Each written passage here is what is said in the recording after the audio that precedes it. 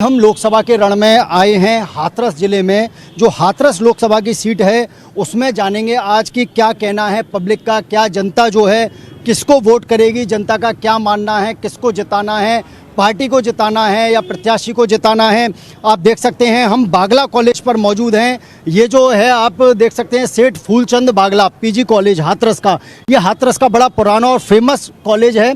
यहाँ कई स्टूडेंट यहाँ के जो पढ़ लिख कर कई अधिकारी बने हैं, कई लोग जो है हाथरस के बाहर गए हुए हैं जो स्टूडेंट यहाँ पर पढ़ते थे।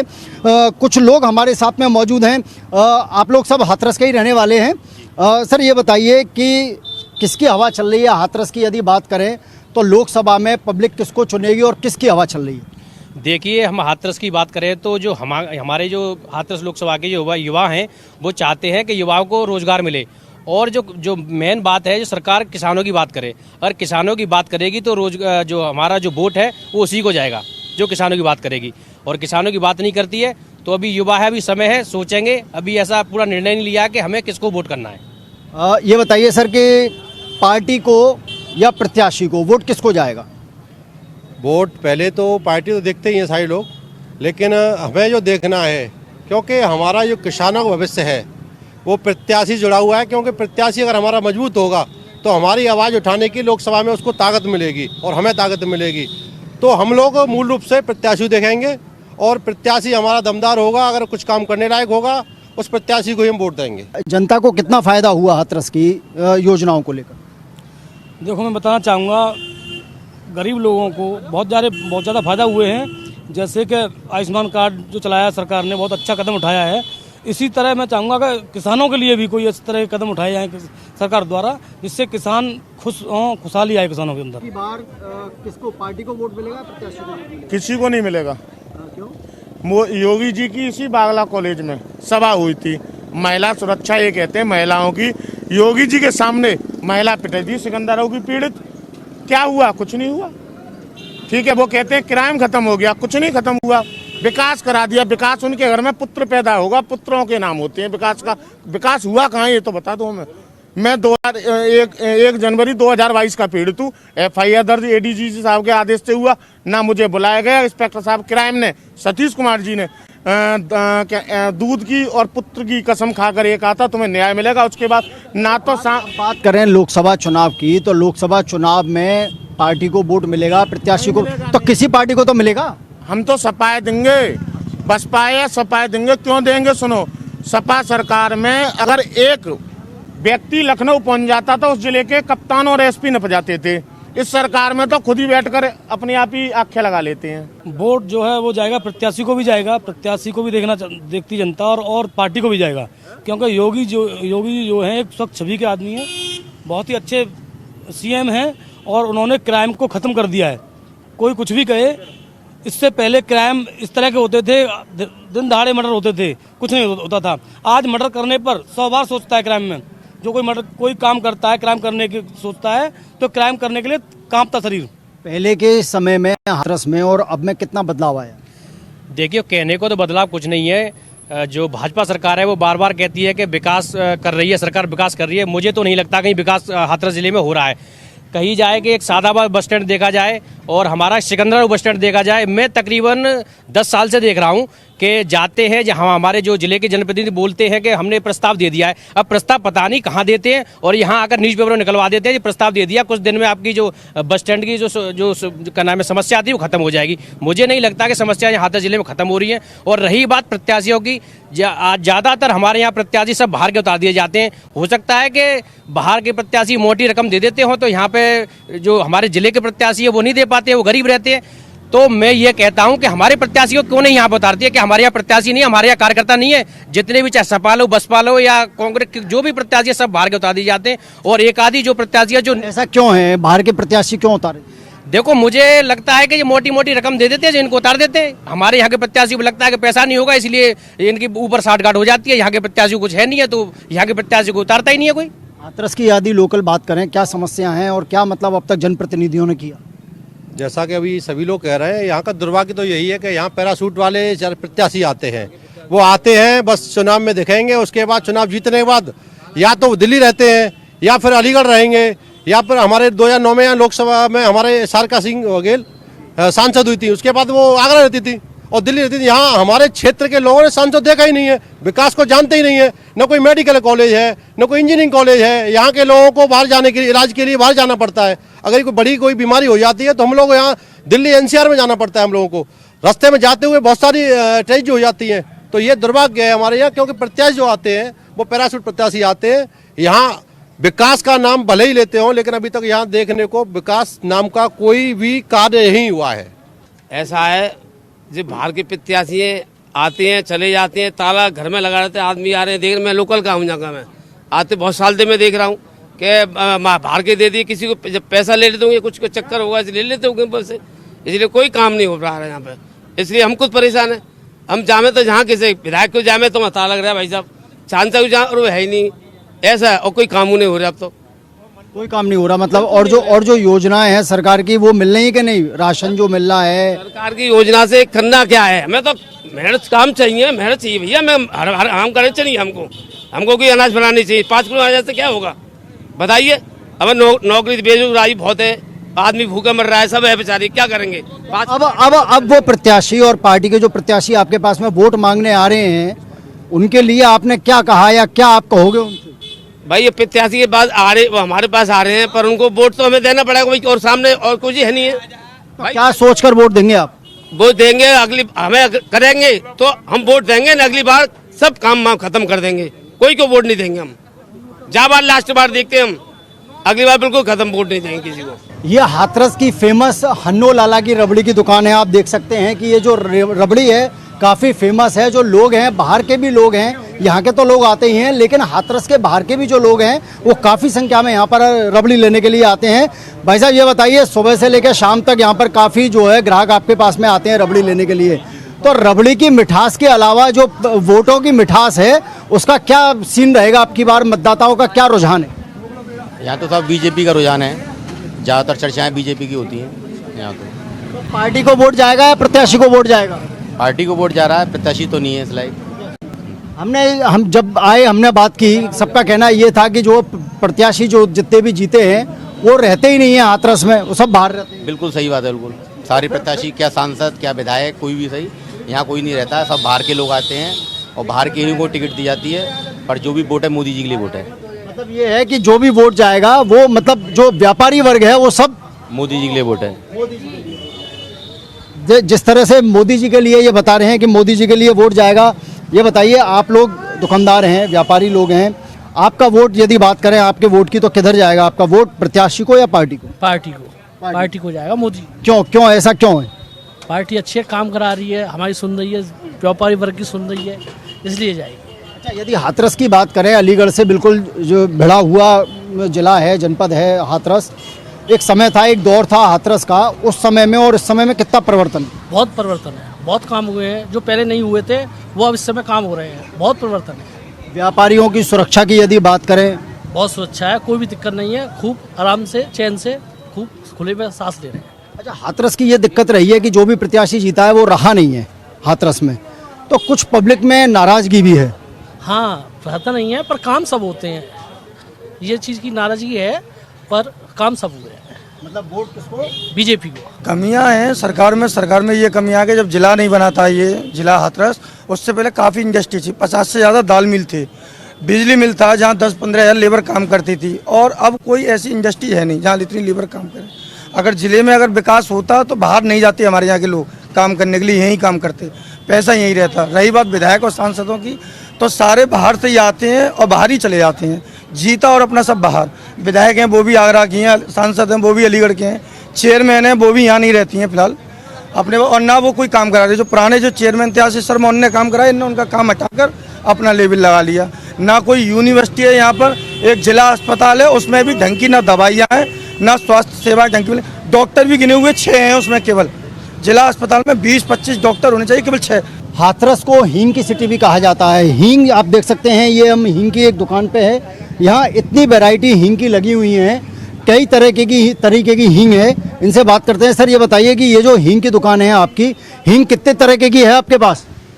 हींग एक तरह से औषधि है और पेट के लिए बहुत फायदेमंद है, और हींग कई तरह की आती है, सबसे बढ़िया अड्डा हींग होती है। तो ये बताइए कि हींग औषधि है और जो एक वोट है वो भी एक औषधि का ही काम करता है, अपना प्रत्याशी को चुनता है। तो क्या मानना है आपका हाथरस की जनता को लेकर, खासकर आप व्यापारी हैं, व्यापार वर्ग किसको जो है वोट देगा? मोदी जी का काम अच्छा है, मोदी जी के लिए ही वोट दिया जाएगा। और सरकार जो है, सरकार की कितनी योजनाएं हाथरस में लागू हुई? सरकार की योजना तो जो भी है हाथरस में तो कोई खास हुई नहीं है, पर हाँ ठीक है अपना। प्रत्याशी को देख के वोट जाएगा व्यापारियों का या पार्टी को देखकर? पार्टी को देख के, पार्टी को देख के, मोदी जी को। पहले के दौर में और अब के दौर में हाथरस में कितना बदलाव आया? बदलाव तो कुछ नहीं है, जैसा का वैसा है। आपके व्यापार की यदि बात करें तो कितना चेंजिंग आई है? कुछ चेंजिंग नहीं आई, वैसा का वैसा ही है। ऐसे वो आते जाते रहने वाले ऑलरेडी पिछले 5 बार से सांसद रहे, वहीं के रहने वाले हैं, आते जाते रहते थे। लेकिन वो बात गई, अब तो इस बात की ये बात है कि बीजेपी को वोट पड़ेगा, व्यापारी समाज का। हाँ, आपने जो प्रश्न किया मैं स्वागत करता हूँ आपका, व्यापारी समाज का पूरा। तो व्यापारी समाज बीजेपी के लिए जो कुछ वो कर रहे हैं बढ़िया कर रहे हैं, सुरक्षा है, शांति है, उससे आराम मिल रहा है। आपकी इतनी उम्र हो गई, बहुत दौर आपने देखे हैं, सरकार देखी है आपने, क्या चेंजिंग, क्या बदलाव नजर आया आपको? पहले तो बहुत सुधार है, व्यवहारिकता है, आदमी में बोलने की सभ्यता है, घमालपन है और सुरक्षा है। मतलब सुरक्षा बड़ा मुद्दा है, तो वोट आपका पार्टी को? नरेंद्र मोदी को। देखिए, हाथरस की जनता हमेशा बीजेपी को वोट करती आई है और कर रही है। आज भी बीजेपी का ही प्रत्याशी जीतेगा, परंतु जीतने के बाद में कुछ करते नहीं हैं, झांकते नहीं हैं जी। सारी सड़कें देखो क्या हो रहा है, हाल जर्जर पड़ी हुई हैं। रही बात मोदी जी की, मोदी जी बहुत अच्छा काम कर रहे हैं। योगी जी के होते गुंडागिर्दी और कोई भी चीज़ प्रदेश में हमको नज़र नहीं आ रही है। ऐसा शासन होना चाहिए, बढ़िया शासन है। और 4 से पार ही होंगे, ये 4 से 43 सोच रहे हैं हम तो। 100 में सब, 4 से 43 में ये भाजपा वाले। कितनी विकास योजनाओं का जो है फायदा मिला हाथरस? हाथरस को विकास योजना का कोई फायदा नहीं मिला। एक बस केवल ओवरब्रिज बना है या तालाब चौराहे पर, इसके अलावा कोई आज तक जेल नहीं बनी है अभी तक। कोई हॉस्पिटल नहीं बढ़िया मिला है कई समझ में। जैसे हॉस्पिटल है या रात को कोई ऐसा देखने, हॉस्पिटल में आज रात को किसी की तबीयत खराब हो जाए तो कोई डॉक्टर नहीं है, कोई यहाँ सुविधा नहीं है हॉस्पिटल के बारे में। शिक्षा के लिए आप बताइए। शिक्षा के लिए केंद्रीय विद्यालय चालू हो चुका है, बहुत अच्छे स्तर से बनाया गया है।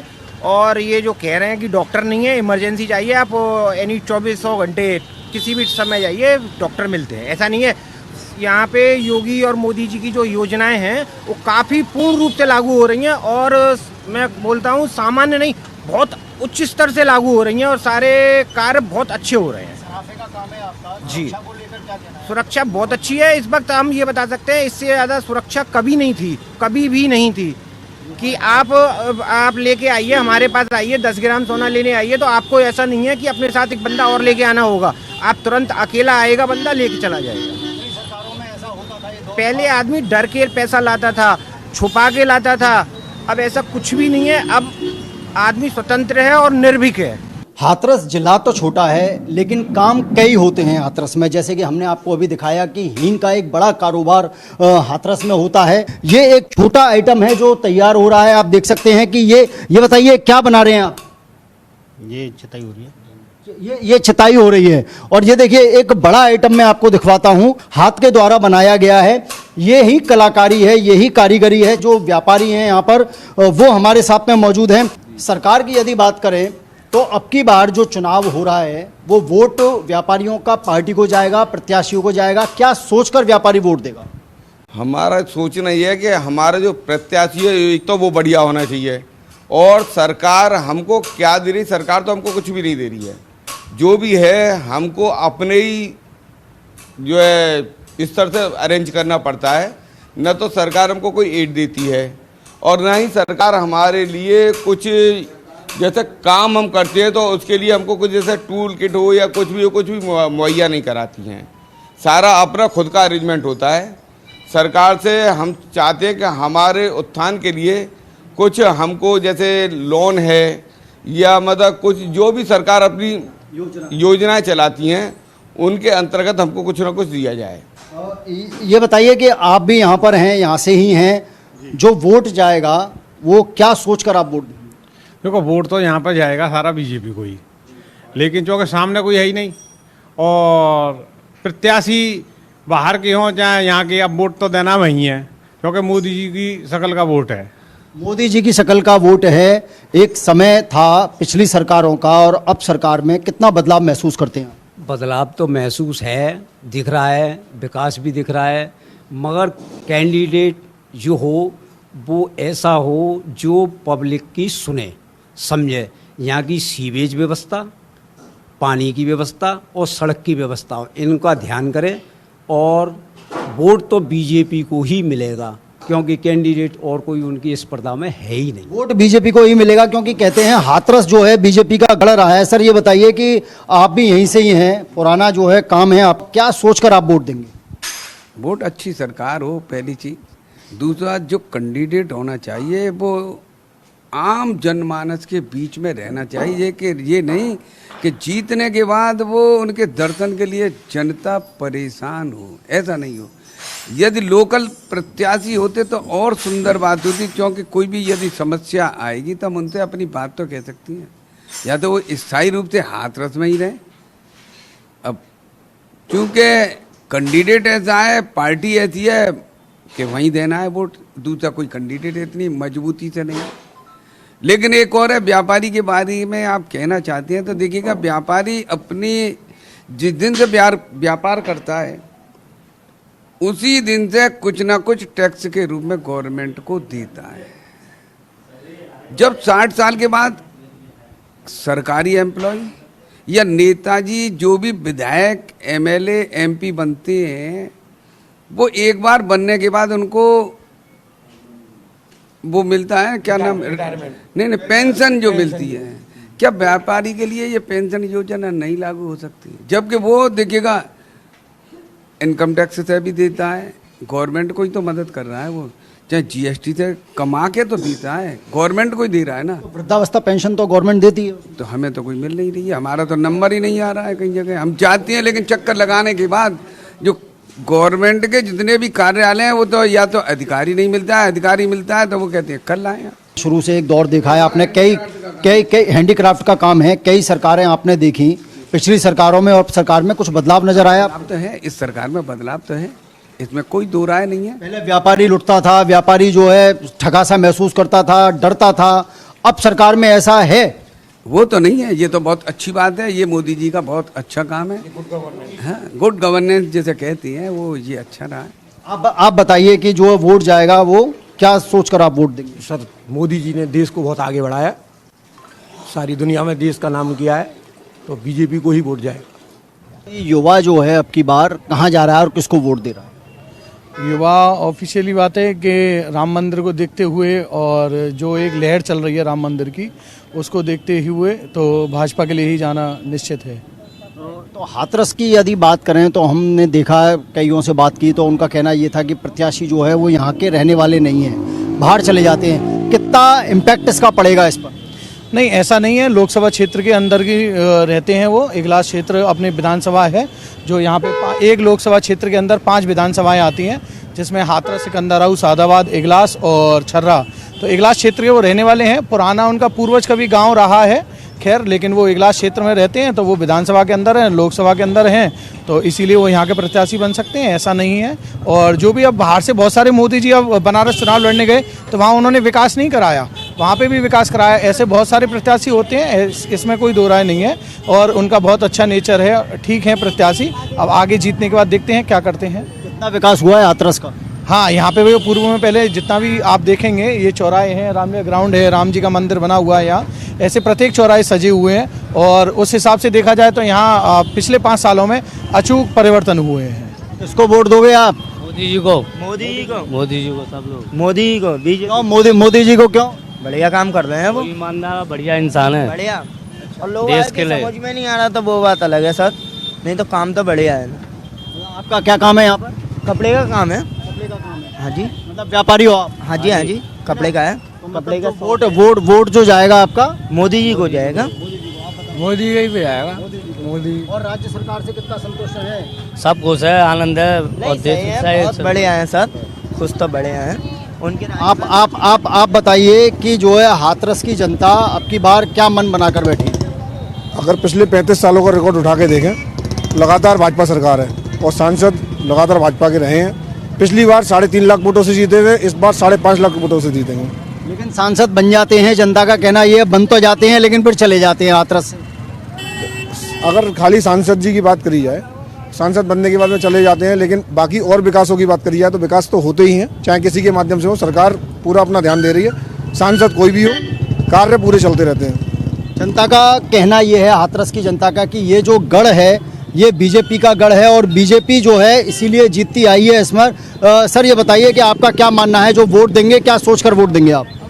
इस वक्त जो माहौल है वो राष्ट्रवाद का माहौल है और वोट आदमी व्यक्ति को देख के नहीं दे रहा है, पार्टी को देख के नहीं दे रहा है।